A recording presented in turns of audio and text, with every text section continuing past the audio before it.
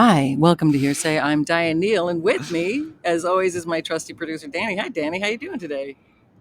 I'm good. How are you? Not too shabby, man. I'm on a New York City rooftop. The sun is shining. The weather's inglorious. Just Back rode in a your bike. natural environment? That's right in my natural habitat where like animals aren't eating. I told you Nice. about that animal that was eating another animal the other day. Did I tell you about this? I went out to the front yard in Was it Florida, a and was it a there was a was it an lizard. alligator? No, but that alligator that no one names is still there every morning. But this was like a giant lizard, and it was eating a snake that was trying to get away. And the snake's trying to get away, and the lizard's like, "Arr," like ripping pieces off, and the snake gets away a little, "Arr," like rips. It looked like a gummy worm, but like a large one being eaten. And it was like so Aztec, man. It was like Wow. Oh full yeah, on, yeah. I yeah. It was remember like an that. omen from ancient times. But you know what I love about the city? Not a lot of other animals eating other animals. That's true, except for Yeah, humans.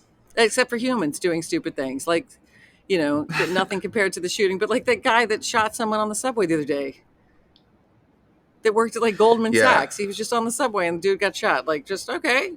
Yeah. I know people are getting really Yeah. sketched out about riding the subway here because there's the crime on the subway has gone up quite a bit. I believe the technical number is 57%, Wow. which is a lot. That's crazy. Yeah, and yeah, I think there's been what 213 mass shootings in the US at this point? Since the beginning of the year. 215, yeah, since the beginning of the year. We're number one. We're number one. That's nothing to be proud of, but like it's insane. It's insane. So Dan and Yeah. I were just talking about this because, as many of you know at home, like when we're recording this, the day before was another insane shooting. This one at an elementary school in Texas. So far, the count is 19 children and I think 4 adults, and not including the shooter, who was another 18-year-old, angry, rage filled guy who turned 18 like a week ago, and for his birthday was like, "Give me some guns. I want guns. I want some automatic rifles. Yay." Did his parents buy him the guns? I don't even know if his parents bought them yet. I don't think it's come out, or if he bought them himself, but at 18 he was allowed to go in with like a history of violence and go in, and because you can't, like most gun purchases, like I think 50% in Texas don't require a background check. So, you know what Right. the crazy part is? 90% of people in this country, 90% want sensible like gun safety regulations.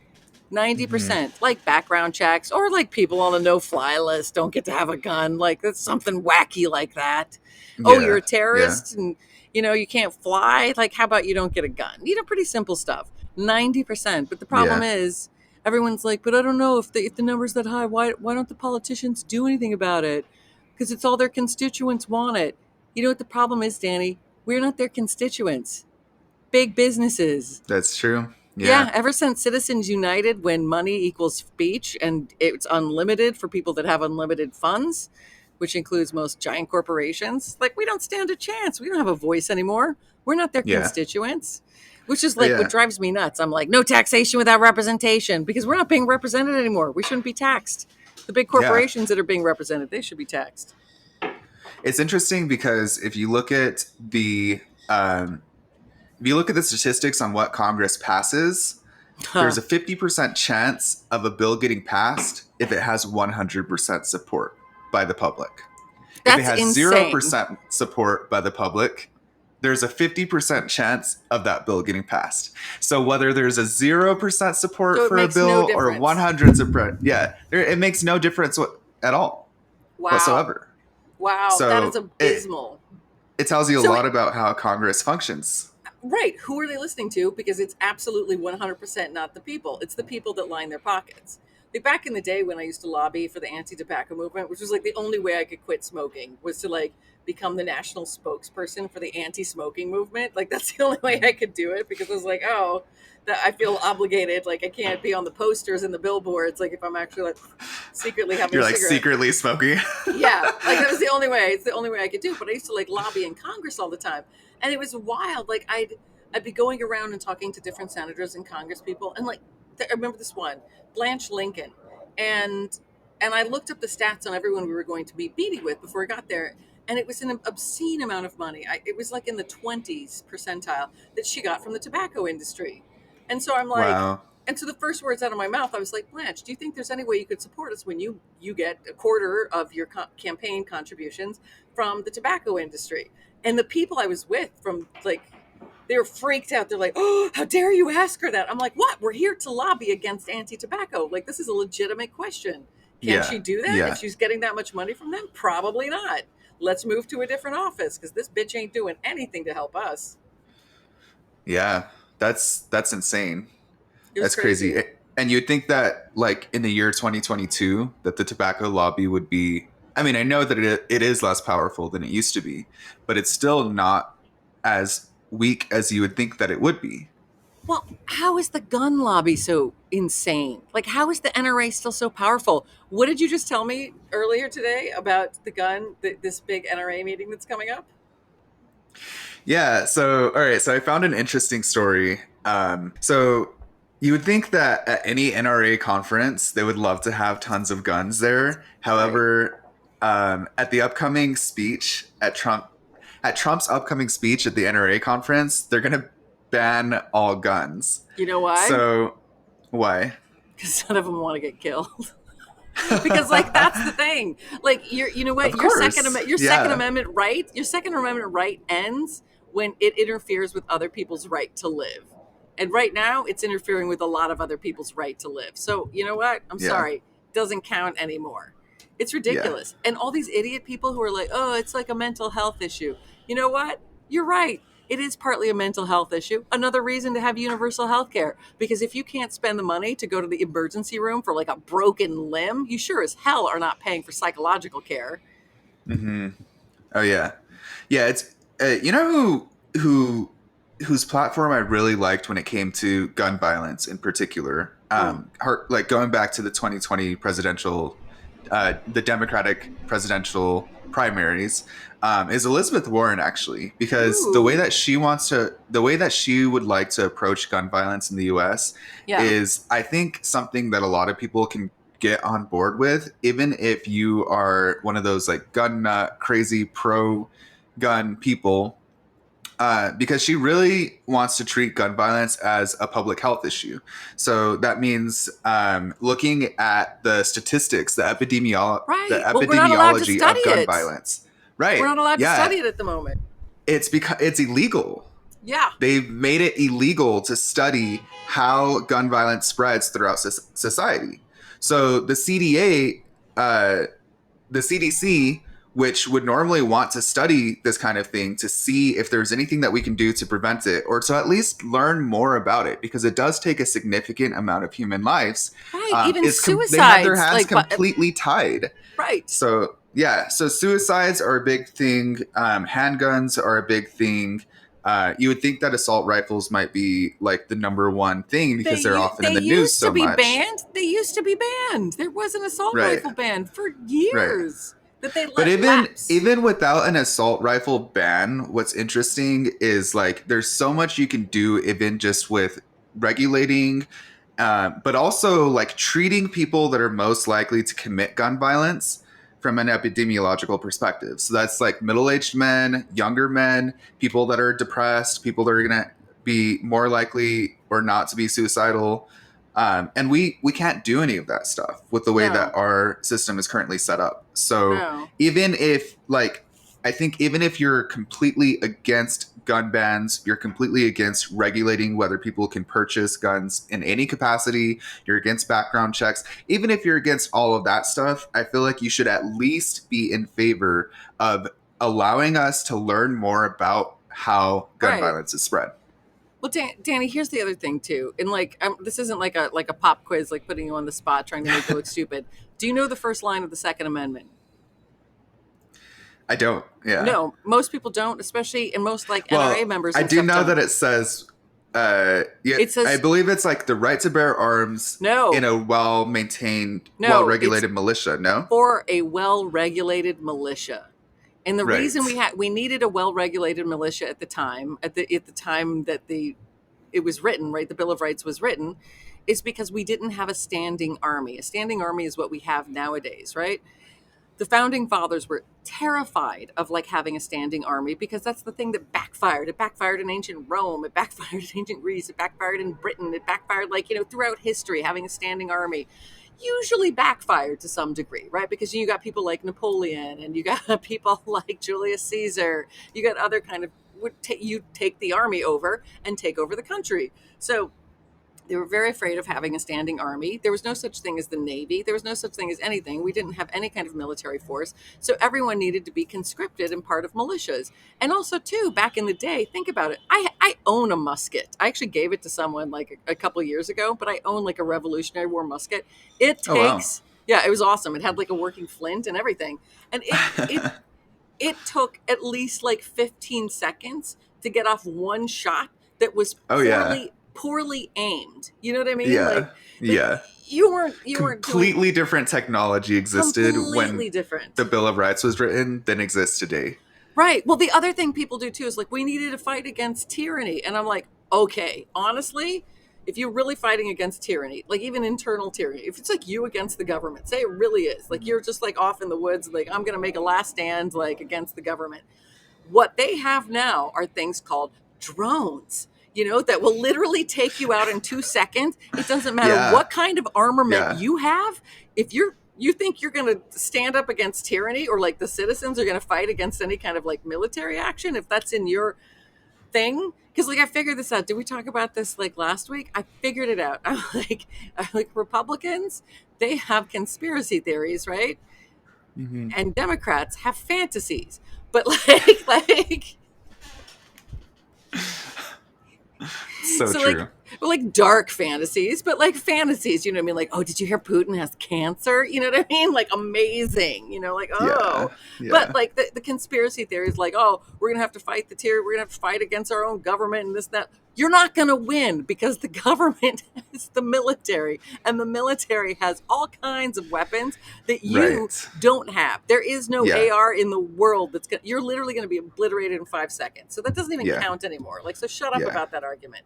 I don't want to hear it anymore. It's really interesting. I think if our society, like if gun ownership was structured within our society the way the Bill of Rights intended it to be, then you Yeah. wouldn't have government spending on military to the degree that we do, and you wouldn't have individuals buying guns. It would be like well-regulated militias, right? Right. The Here, government would everyone, be we're going to pass out giving guns to regulations everyone. for, yeah, hey, like these are the requirements of militias that they have to follow. It's essentially a decentralized military, Right. We're going to but go train like a generally, reserve system. Like it's kind of like the military right? reserves, like the army Yeah, reserves of the, yeah. yeah. But instead, what you see is that generally people that are proponents of the Second Amendment tend to favor really, really like large amounts of government spending that centralizes the military to the point where, yeah, if there ever were the need to defend yourself against the US government, there's no way that would First of all, yeah. happen. And like no one's ever going to call up the militia to fight like other people. Do you know what I mean? They'll have a draft to Right. put you in the standing army or the standing Right. navy or the Yeah. standing marines or this and that. Yeah. The militia is unnecessary. And Yeah. if you think you're going to fight tyranny with like it doesn't matter. You could have a Sherman tank in your front yard. You're going to fight tyranny with that. Tyranny's going to take you out like Right. that. Oh yeah. Oh yeah. See you later. Like that's the hill you want to die on. Literally, we can help you. So okay, so this brings up a good question then. There are different schools of thought when it comes to like judicial rulings, right? Like different ways of interpreting, especially, these virtually ancient documents like the Constitution, right? And you have like a school of thought which I feel The like tends to originalists? pat itself. Yeah, they tend to Yeah. pat themselves on the back. They'll call themselves like literalists or originalists, right? And oftentimes what you see, what I've noticed is that usually it's hardline conservatives that are interpreting things in a very metaphorical way, but claiming that this is literally word for word how it is written. Right, and So, they'll go back to dictionaries at the time to suss out the meaning of the word, what it meant at the time, so they can try and extrapolate from that what the original intention of the framers were. Do you know what I would like to see? I would hmm. like to see everyone on the Supreme Court that's an originalist go and take a dump in an outhouse every day and stop using the bathroom just like they did back then. You want to be an originalist? Be a real originalist. Like, Yeah, export it to every other part of your life and don't impose it on other people. I mean, that's the problem that they're doing. You can't take 18th century living and things that happen. I mean, there were so many things that were not okay happening then. So even if you find the original meaning, it doesn't count nowadays because it's things like slavery. You know what? That was kosher, really not kosher anymore. There's so many things like that. Originalism doesn't hold up.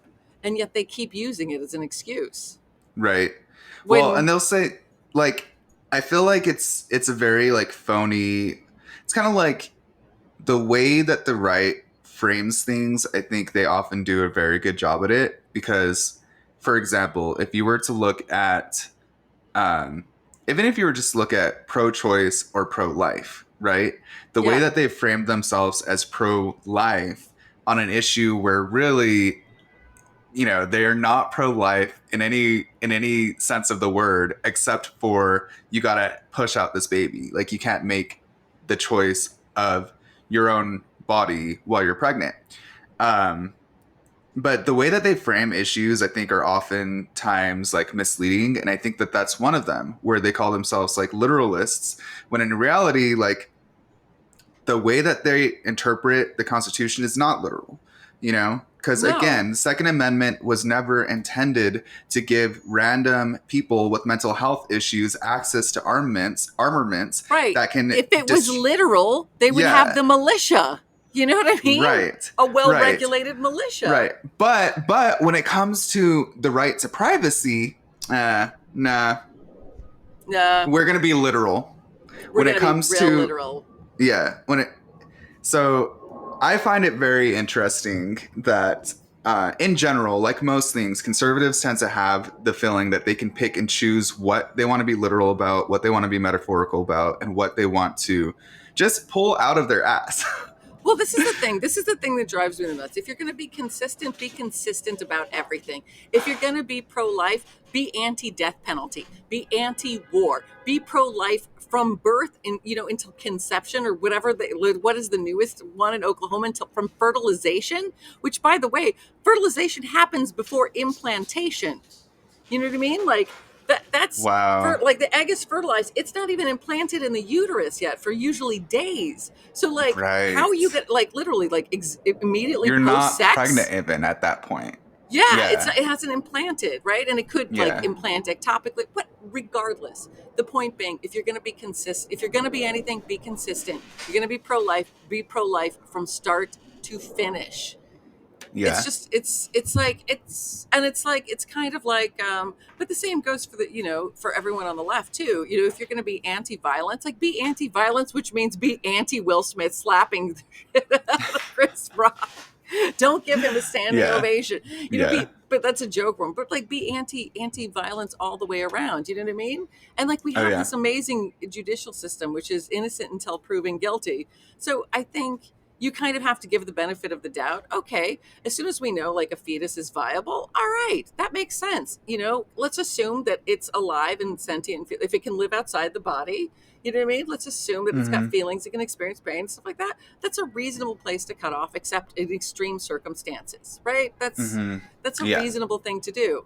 But the problem is just there's no reason. Nobody's reasonable anymore. But the problem with all the politicians too is like they make everyone so afraid because they know that's how people vote. I always appreciate going on like random political rants with you, and sometimes I feel like we are gonna like end up making it to host spot on like MSNBC, but less corporate. way less corporate and a little more like I love MSNBC, but I'm like, sometimes I'm like, oh my God, everyone's getting so dramatic. Like, take it down a notch. Like, take it down a notch. Like, Yeah. we're gonna be okay. Like, we're gonna be all right. It's not the end of the world, But I feel like you would give Rachel Maddow a run for her money. oh, she's the special. She's been gone lately for so long. I miss Rachel. She's only on like Mondays anymore. Oh, really? I didn't know Yeah. that. She's off doing some special project, which I'm very interested to see what it is. But I I want like to be Ali the next Velshi. Coop. Coop? Who's Coop? Anderson Cooper. Oh my God. Oh my I want to be the next. God. I just gotta bleach my hair and dye it white. Oh, maybe you'll get lucky and go gray early, like Anderson did.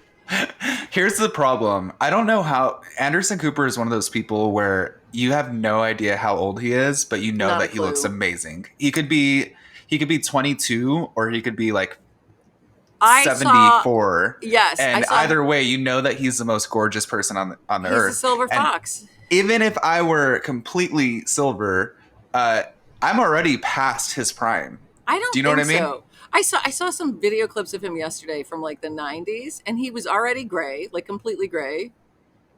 Yeah. And he looked very similar to how he does now, but I think you could carry it off. Like you and Anderson have that good looking guy, like that Oh, very, thank you. yeah, no, like That's fine the features. first time I've ever been compared to Anderson Cooper. You And could do I'm it. living for it. Yeah, I'm you living should. for You could pull it off. Yeah, and I bet you could totally pull it off. I remember when I found out when his mom was Gloria Vanderbilt, and I was like, "What the hell?" Really? I had no Yeah. idea. I know, isn't it? That's, Okay. He did this amazing Wow. documentary about his mom, like who's like a famous fashion designer in the day. But Wow. but I always think that, like, I think like, wow, if I'd grown up in like the city and had the advantages of like being exposed to all this stuff, like, where would I be in this life? It would be so cool. And because I feel like I know, they have a huh? head Yeah. start. I feel like they have a head start on us who are like kids like us who had no idea that like even doing stuff like this was a possibility. We're getting there. We're getting Yeah, there. we're getting there. Every day we get a Slowly but little surely. better. A little Yeah. bit better. I'm taking my sunglasses off. Well, it's still pretty bright. I You love look it. you do look amazing with those sunglasses as well. I feel like you have a very like aviator Yeah, they're my Top Guns. yeah, there you go. You look like a Tom Cruise type. Or Biden. So if you could play any role, like say all right, tomorrow you were guaranteed to land whichever role you wanted to. You could try out for anything. Oh, Who would you want to play? I Amelia would want. Earhart, Joe Biden. It could be anyone. Oh my God, I would want to be a superhero. Okay. I like DC more than Marvel because it's dark. So in like the DC universe, Yeah. Mm-hmm. As far as like real people, who would I want to play? Like, okay, not counting age or anything like that. Yeah, you could be any race, any gender, any age. Oh, I think I'd play Mary Magdalene. Oh, Yeah, that's cool. yeah. I feel like I think she was a complicated lady. was she? Is it true that she was a prostitute? It's Or not that she true was a that she was sex a worker? prostitute. It was not. Okay. It's not true that she was a sex worker. That we know of. Like, it's not in there. It's just became a rumor. It's actually not in the Okay. synoptic gospels. Synoptic being they're similar. So Matthew, Mark, Luke, and John. That kind of basis, which were Mhm. written starting about 90 BC. Oh, I'm going off on my stuff. Sorry, like 90 BCE, like after Jesus was on the planet. So it was actually a while. But she was like definitely a deep thinker and one of those people that gave up everything to follow Christ, which I always think is like amazing because even like the dudes, like Peter and like James and stuff and John, like they're all like out fishing and they're Mhm. just on a boat and Jesus is like, hey dudes, come, why don't you come follow me? And they're like, now, and like, I think if this They're like- happened now, they like, and I'd be like, even me who loves you, I'd be like, I don't know, I'm kind of on this boat right now fishing. Yeah. Should we Yeah. meet you on shore later? No, leave the boat. Come now. Like leave the boat. Like how long should we leave the boat? Like forever. Just ditch the boat. Just ditch our Yeah. boat. Like Yeah. I don't know, man. I think I would it'd be like to very tough. see. Yeah, I would like to see an adaptation of Jesus's life that is realistic in terms of like you would have had to be somewhat crazy to actually follow him during his lifetime, right? Yeah, but that's what I mean. Like Who said, like, okay, Danny, leave. I'm going to show up. Hey, I know we've never met. Leave your house. Leave the dogs behind. Leave your fiance behind. Just leave everything. Don't even grab some clothes. Maybe a sweater Mhm. for the chilly evenings, and just come with me. And to be like, would you do it? Say the word, Diane. I've been looking for an excuse. I gotta get out of here. I'm like, they're following me. I gotta get out. But I always think that, like, wow, how ballsy these people were. And like Mary Magdalene was Yeah. one of them. She's like, all right, let's go. Let's do this. We're Yeah. going to do this. Like, let's go. What about you? Okay. If you could play anyone in the world, who would it be? That's a really good question that is hard for me to answer as a non-actor. But assuming that I'm not great at comedy, I feel like I'm a pretty self-deprecating, dry type, I guess. B, I'm really terrible at accents, so it has to be someone in the American. No, but this I mean, is I the could do like the imaginary. whole like Sean Connery playing like a French person, not doing and like just staying in my normal like speech pattern. Oh my god, I have a stand-up gig tomorrow night, and I'm so unprepared. Sorry, Connery's always a big part of it. No. Oh, I was actually going to ask you a question. Yeah. So I was going to ask you. I in your stand-up special, I think you do an impression of Chris Meloni. That's pretty good. Is that true? It is. It's, well, I wouldn't say it's Could good, you give me a teaser of your Chris Meloni? I'm really curious. We got a floater. This is my impression of. But it's wait, I've got headphones on, so like I think I'll probably knock everything over. But like, wait! You should put your aviators on. Oh yeah. Olivia! Oh, I knocked the headphones out. Wait a minute. Okay, take two.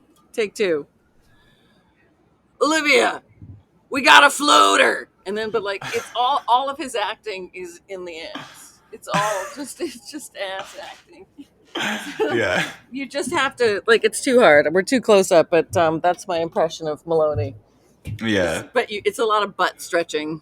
I have so much respect for just the way that he acts and the way that I don't know. He's cool. He's good. Seems like a cool guy. He's a cool guy. He's a very cool guy.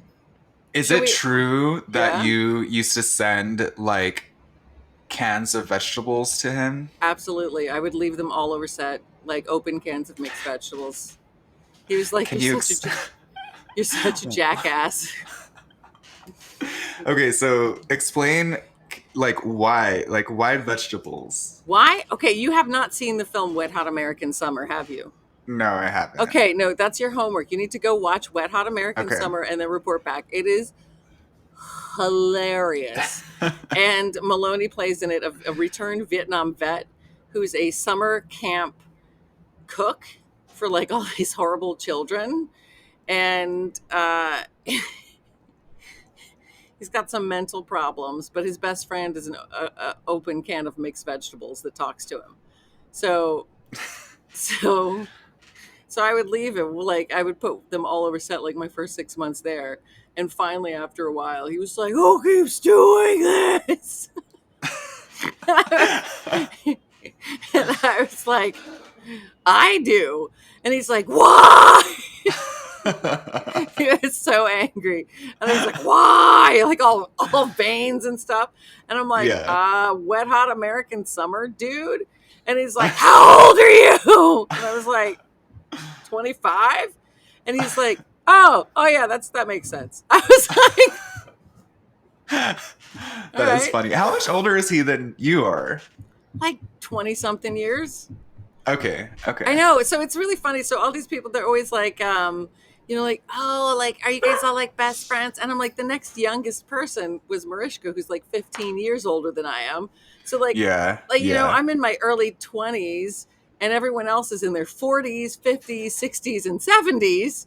And like, Yeah. like think of the 20-year-old intern at work. Like, do you hang out with the 20-year-old intern at work? Or are you annoyed by them? Like, I'm on the same so, maturity level as the 20-year-olds usually. right. Yeah. So like, like a lot of the people that worked like on the set, like the PAs and stuff, we were all friends because we were all in our 20s. Yeah. Everyone else was a lot older. Not that I loved them. I loved hanging out with them and I like them now and still talk to them. But yeah, but it was really funny. Like Yeah. we just had this giant age gap and I was really enthusiastic and a lot of energy. So I'm sure I was Yeah. annoying as hell. Like annoying as hell. Well, should we detour it and do some articles? Because look, we're already like, I know, I know. I feel like this whole thing has just kind of already been one big detour, oh, it but has. um Daddy, no. I'm driving off a cliff today, son, because your mother cheated on me. We're all gonna die now. yeah, okay, so let's look at the news. I mean, we kind Yeah, of talked, obviously, super, super sad Texas shooting. I can't. And Yeah, I nothing's going to be mean, done about it. And it's going to keep happening more and more. And all these people keep building on top of each other. And it's awful. And by the yeah, way, I'm just going to say one thing. All these people's theories, like the only thing that stops a bad guy with the gun is a good guy with the gun. These people, they had officers, armed officers on campus, did nothing. Police there in seconds, couldn't get into the room, couldn't stop the guy. The guy had the automatic rifles were too much. He was too well yeah, armed. He had body armor. Same thing happened. Marjorie Stoneman Douglas, like that guy didn't even go inside. He just was like, "Oh, I hear shooting. I'm going to hang out outside." Like yeah, where are these good guys with the guns? They can't do it. It's a BS argument, and I'm sick of hearing it. yeah, And by the way, yeah, I'm no, not even like anti-gun. Like I think guns have their place, and I think they have their place and in certain places with certain people. And the majority of responsible gun owners actually want gun safety protections because it's insane. But like, you know mhm. what? They need to stop thinking everybody wants to take their guns away. Listen, nobody wants to take their guns away. Nobody wants to take all your guns away. Nobody wants to come in, raid your house, and take all your guns. What people don't want is to be shot to death in a grocery store while they're buying tampons. You know what I mean? You don't want to like bleed out while you're bleeding out because the irony is too much. Very, very valid Sorry. point. No, Yeah, no, I loved it. nobody wants to die doing that. Like nobody wants to die in a grocery store. No one wants to die in a mall. Nobody wants to die in an elementary school. Nobody wants to be shot to death anywhere. Do you want to be shot Yeah. to death, Danny? Not really. Maybe on a bad day. Do you know who really does want to get shot to death? Who? The suicide cult people that does it. It doesn't matter. It's like the same as Al Qaeda. You know what I mean? Like suicide Yeah. bombers. These like 18-year-old kids. That's the thing. They're always talking about like, oh well, we can't legislate for behavior, so we need to legislate consequences and enforce the laws that we already have. Let me tell you, people who are going in planning on dying by cop have absolutely no concern in the world for your Right. consequences. Yeah. Yeah. That's what's crazy. But yeah, I think you brought up a really good point that like, okay, where was this shooting at? It was in Texas. It's in Texas, man. Where were all the good guys with the guns They when were we needed there. them? They Yeah. were They, there. That's the they thing, just didn't Danny. do anything. And that's the thing. Yeah. Like It didn't at the end work. of the day, it doesn't, yeah.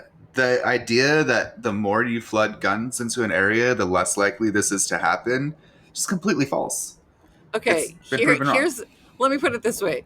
The more anything in a certain area, the more likely it is that bad things are going to happen, right? You know what? If you put like 20 people with herpes in a room, I guarantee some like you know What what I if mean? no, but seriously though, what if I'm a good guy with herpes? The only thing that stops a bad guy with herpes is a good guy with herpes and Valtrex. I love it.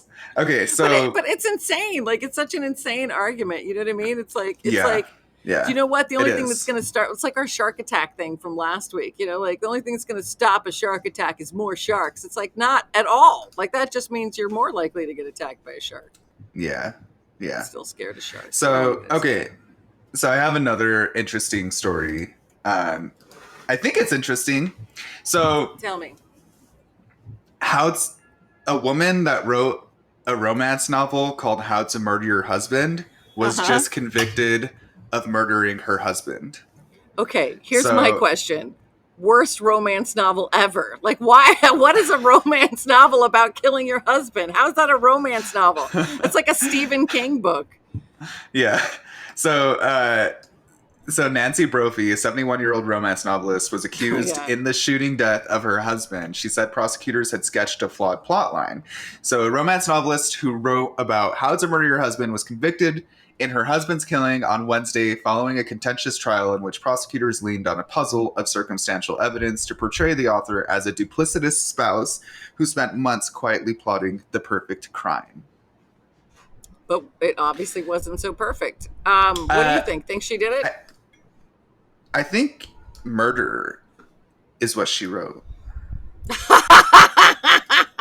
That's a very, very old timey reference that if my grandmother was still alive today, she Oh would my God, love. our She would love grandmas it. would dig that reference. Yeah. Our grandmas would totally dig it. Okay. Okay, Yeah. so a new poll 54% of Americans disapprove of Supreme Court following Roe draft opinion leak. Okay. So do they disapprove of the leak? Do they disapprove of the Supreme Of Court? the court. Or do they disapprove of the decision? I think so. The poll was seeing whether they approve of the court itself. So this is a reflection of whether they approve of the court. I'm amazed it's not higher than But 54%. what's interesting though is that before the leak came out, the approval ratings of the Supreme Court was much higher. Yes, So the highest of all three branches of government. right. And so now, basically, the way that the Americans view the Supreme Court has drastically dipped. Right. Um, Because they politicized themselves by acting in a political manner oh, yeah. and not according to precedent or law. Yeah. So that's interesting. Do you want me to read a couple of paragraphs? No. Okay. I don't blame you.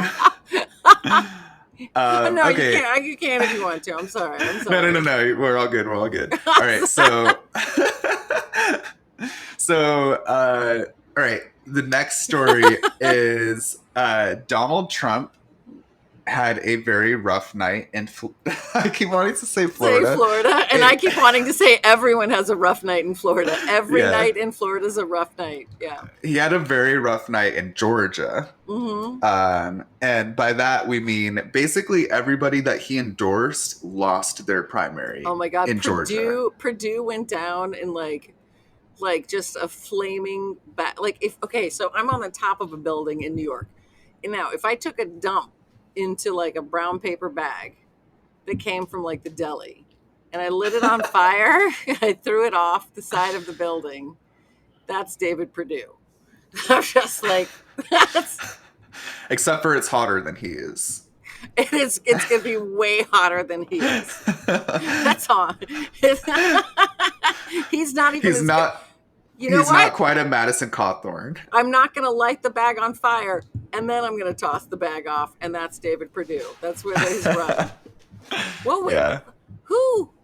I hate these professional candidates. They just go from campaign to campaign to campaign to campaign. They never win anything. They just keep like raking in money, taking it in, living off of it.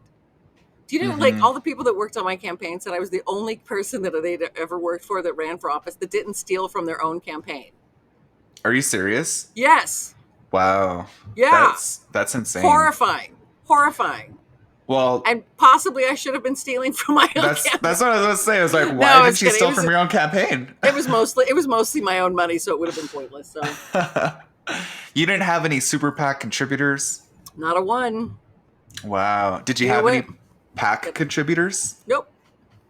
Oh, wow. So it was all just like small dollar donations. Yeah. No corporate, like anything like that. Wow. Yeah. Dang, look at you. You're like a live it. And that was before what year did you run for office? 2018. Midterm. 2018. Wow. Yeah. Oh, okay. So this was like in the Bernie Trump Sanders era. Yeah. Yeah, it's the Trump so Bernie like, Sanders era. were you inspired, like your decision not to take that kind of money? Were you inspired by Bernie Sanders? Honestly, a little bit, but at the same time, and it was more. I reread before I ran. I reread every piece of literature from Plato's Republic to like Adam Smith and everything in between, and like Rousseau and Montesquieu and everything, like twice, because I wanted to know exactly what the intention was with founding the country. And I'll tell you something, it sure as hell wasn't taking big money from anyone. It wasn't. It just Right. wasn't. Yeah. So I was just trying to do everything like the right way, like even by eliminating like my party affiliation, because they weren't into political parties. They didn't exist. George Washington wasn't a Democrat or a Republican or a Whig or a a know nothing party. Any of those parties that existed back in the day, they didn't Yeah. have parties because it was based on ideas and who would do the best, for the country at the time. And even little Yeah. things like the way it was meant to be. You're supposed to leave your profession, go into government for a few years. It was supposed to suck, and then leave, and go back to your Right. life. And It's supposed to be nobody like does that. volunteering, basically. Yeah. It's not supposed It's like to when you go pick up trash from the side of the road and you're like, yeah, this really sucks, but I'm doing it to make my country a better place. Right. Not when you're a prisoner doing it, but like if you're volunteering to do it. Yeah. Right. Yeah. Oh, Little did I know. That's just America.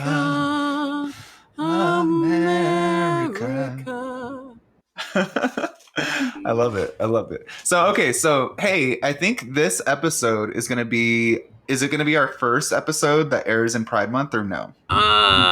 This one comes out before Pride because we have to get people for Pride. Yeah. So I don't know where we are in terms of finding guests for Pride. So if anyone listening to the show knows of someone that might be willing to talk to Diane for Pride, let us know. We're currently drafting drag queens, extremely gay men, hyperbolic lesbians, and those who confuse others very easily. We want people like on the forefront of the movement, who've been they've been blazing trails. Not that I'm not gay enough, because I'm very gay myself, but like if there's someone that can just like take it up a level for us, let us know. Right, we need like a guest gay. Yeah, we need a guest gay. We need a guest gay. Yeah. So or let us know who you'd like, and we'll reach out to someone. This makes it sound like we don't do any preparation. No, we've thought about this, guys. We've thought about it. We just haven't done a lot of legwork. Yeah. And by legwork, I mean any work. Okay, I definitely feel like this has bonus episode vibes right now. Okay. It does have bonus episode vibes.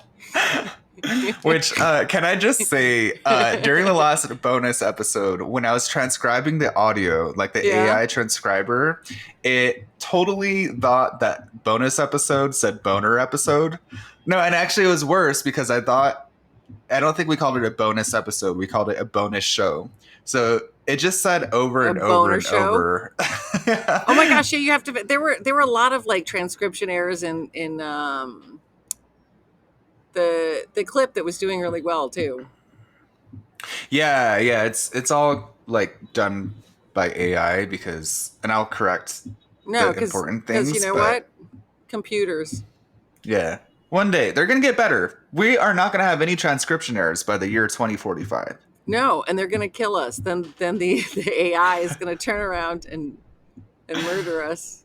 Yeah. So it's okay. I don't mind errors in the AI. It's called 2045, one hell of a year. The year it all ended. The year the computers took over and killed humanity.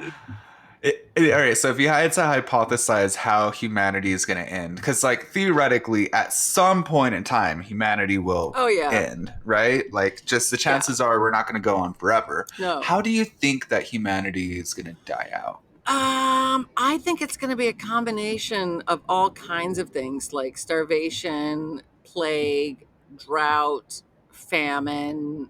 I think it's going to start like that, which then will cause wars. So lots of people are going to die in wars, and then you're going to have idiot people who get trigger happy. So you're going to have like nuclear annihilation. I think it's going to be a real mixed bag. That's a super realistic hot take, and I love it. Yeah. My theory is that we're going to invent AI to solve climate change, and then the AI is going to invent robots, going to start building robots that kill humans to solve climate change. Well, because if you were AI, and then they take it too far. Well, no, because if you were literally, okay, let's just imagine we were pieces of technology and we were dispassionate. right? And just looking at things very objectively. Okay, the climate change is the thing that's ruining everything. And what's the thing causing climate change? Humans. Humans. Let's get rid of the humans. It's a very Genghis Khan approach to lowering CO2 levels, which he did do, by the way, but because of how many people he killed. Killed a But lot of people. from an AI perspective, it just might work. Do you know what my favorite Genghis Khan move was? When he would get to like a new walled city, especially when like the plague hit, he would take like the plague riddled bodies of like the people from his own camp and catapult them in over the walls into the walled city and give everyone the plague and just wait for everyone to die out. Are you serious? Yeah, that was like Oh my his gosh. that was like a classic Khan move. It was like, let's catapult Wow. some plague bodies. Wow. That's Yeah, insane. he's hardcore. I want to know We who gotta the cover guys that are. in depth sometime. Yeah, we do. I want to know who the guys are. Like, if they were assigned by Genghis Khan, like, hey, you gotta like, you know what? You touch that plague body and put it on the catapult. I'd be like, I don't want to put the plague body because you know who's going to be the next plague body on the catapult. Right. This guy. Yeah. Yeah. That's insane. Yeah, I don't want to touch a plague body. That's biological warfare has a long and rich history, doesn't it? It really, really does. It's just nowadays it's gotten more. So, all right. So, what's the deal with biological warfare? Like, I've heard the reason why biological warfare is like outlawed by Geneva Conventions is because essentially you can't really say, "Hey, we're going to use this biological weapon to target the army of this other Oh yes, society." it kills civilians. It kills everyone in between. It kills Yeah. all the animal life. It's like like you can't. So that's why it's, yes, you're exactly right. Why it's banned by the Geneva Convention, because you can't just specifically. Also, it's usually horrible and torturous ways to die. Right. Yeah. Yeah, really unpleasant ways to die. Yeah. And on that happy note, okay, list 3 ways you don't want to die, Danny. 3 ways I don't want to die. Yeah. Definitely by fire. That Right. sounds the worst. Dying of like cancer or another disease where like you have a long time to know you're gonna die before you die feels like a double-edged sword, because on one hand you're like, okay, cool, I get my time to tell people goodbye, but You see the but clock at the same counting time, down. like, yeah, it just feels it sounds like it'd be depressing. So I'd have to say that. And then the third option would be I don't want to die by firing squad. Really? That doesn't seem that bad to me. I don't want to be eaten alive by an animal. That would be, oh. Yeah, I don't want to drown. Yeah, that sounds terrible as well. Terrible. Well, okay, actually, the thing about drowning, I used to think that would be a terrible way to die, but I read that, like, once you inhale a certain amount of liquid into your lungs, like, your body, like, your brain just kind of shuts down. Like, it just is like, yeah, we're not going to survive this. Let's just go offline. I don't want to experience this pain. We're done. Really? You know? I heard that it takes like 8 agonizing minutes. Oh, really? Oh, Yeah. wow. Yeah, that does sound pretty bad then. We can agree on fire, though, right? Yeah, we can 100% agree on fire. Yeah, that's pretty bad. Yeah. No burning at the stake for me. How do you want to die if you could choose your own death? I think we've covered this before. I think fighting sharks in space. like something Sharks really, with lasers, like yes, with laser beams attached to them, like something like insane where like humanity's on the line and you're like, I got this, you know what I mean? Like, yeah, like that'd be Bruce pretty Willis at the end of Armageddon, he's like, leave me on the asteroid, I'll do the last drilling, I'll get the nuke down there. Yeah, like being blown up, like being incinerated immediately, like that's not so bad. Like that kind of fire, I'm like, okay. Is it boring to say that I just love to die of old age? Like, no, like in your sleep and yeah, like 143. Finally decided, I've had enough. Wow, you're going like a biblical age, yeah. Oh yeah, well, that's a long time. By many people's, apparently, supposedly, there are many people that claim to be like in the decades past their centennial. I don't know, man. Make it to 45 and see how you feel, and you'll be like, I don't know about that. I don't know if I'd add like another 100 years to this. Like it sounds terrible. Do you feel like can you tell that your body is aging? Oh my god! Your age? It happens. it happens so quickly and it happens so profoundly and it happens so pervasively, like every part. So like it's everything from like white pubes, which are like, excuse me, to What? like, yes, Wait. You get white pubes as you age? yes. Wow, I did not know White this. eyebrow hairs, white pubes, white like it's from little things like that to then like weird hair. Like I have like 2 pig bristles, like they grow out of one on each side of it, and you're like, what is the to just like standing up, like when you get up in the morning and you put your feet on the floor, it feels like someone electrocuted your feet. You're like, ow! Just putting your own body weight on them is like, oh. Oh my gosh. Yeah, I never understood all this. Like people like rolling through bottles of Tylenol and stuff just to keep going. And I'm like, what's wrong with them? And I'm like, oh, they're just of a certain age, man. Which makes me They're wonder, I'm just- like, if I feel this crazy now, and I'm like, how am I going to feel like when I'm 90? Like, it's going to be horrible. Which makes me Right. think that people like William Shatner are like good for you because he's going to space at 90. Like, I don't have the energy of 45. And I love space. Yeah. If I could take like a handful of Xanax, I think I could go to space. I think I could calm down enough to like be in that claustrophobic capsule. I mean, I'm afraid of heights, but I feel like once you got out of orbit, once you got into space, I feel like You don't it think would be a pretty fun experience. I'd like to think so. Or Like zero profoundly gravity terrifying. sounds amazing. We could do zero gravity now. We could go up in one of those planes, those that do zero gravity That's true. flights. Yeah. How much does it cost? $10,000. Oh my gosh. We should do it. Let's do it. All right. So if you guys want to support us going into zero gravity, If you'd like, we could do an entire podcast from zero gravity. yeah, that'll be amazing. It would be amazing. Okay, let's It'll plan last on that. 3 minutes. It's a 3-minute episode, but you know what? It's worth every penny. And I think, you know what? We should shoot for this. We should aim for this. That like if we get enough money, we're gonna go do this. All right, we're gonna do it. And then we're gonna go hang out on a Jamaican farm. I'm down for that too. Yeah. So real quick before we end the show, I did want to say 2 things. Well, one, I'm sure a lot of people already know, but we have a YouTube channel now, which is awesome.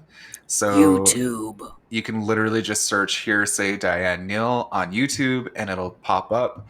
It's like the one with that says Hearsay Diane Neal as the title of the channel, and it also has a photo that says Hearsay Diane Neal. So we made it very easy to find it. So that's one thing. Secondly, I wanted to read a couple of comments from the YouTube channel because there was some really cool stuff. Nice. So Sandra Martin says, "This is my favorite podcast," and then in all caps, "I love it." And now I can see you guys. Keep up the good entertainment. Yay. So thank you, Sandra. You're awesome. Thank you, for Sandra. being an early follower and early subscriber. Ryan Royal says, "I'm so glad I found this podcast. I've been a big fan of Diane for years. She's a fountain of knowledge. And Diane and Danny together have me in stitches. The Captain Cook / Hook moment had me wheezing. One of my favorite podcasts." that was exceptionally funny. Thank you, Ryan. Yeah. And completely genuine, by the way. I literally did not know there was a difference between Captain Cook and Hook. So that's okay. Yeah. You never know until you know. And then Jody Brown also said, telling you, Diane, to please name the gator after her. Jody is a great name for a gator. Oh my God, says. Jody is now the name of the gator. Like when I get down to Florida, I'm gonna be like, everyone in the neighborhood, like the neighbors, Doris and Don, who are always like done up to the nines, and they're in their 80s, like almost 90s, and they've like full lipstick and makeup, and he's got a toupee on and everything. I'm gonna be like, they're the ones that the gator likes, that sits on their front porch. I'm like, that gator's named Jody. I love it. Yeah. That's a great name. Jody the Gator. Do you think I could get a collar on the gator that says Jody? Only if you put it on yourself. Only if I want to win a Darwin Award, yeah. So on that note, thank you, everyone. Do you have any final words, Diane? I never thought it was going to go this way. That's just like my final words in life. We're totally. I was surprised the whole time. Like if that was on my gravestone, like I was constantly shocked. Yeah. Yeah. Love it. How about All you? right. Final words? I'm just going to end with my signature. Toodles! Toodles! All right. Goodbye, everyone. Thanks for listening. Bye, We'll everyone. see you soon. Bye.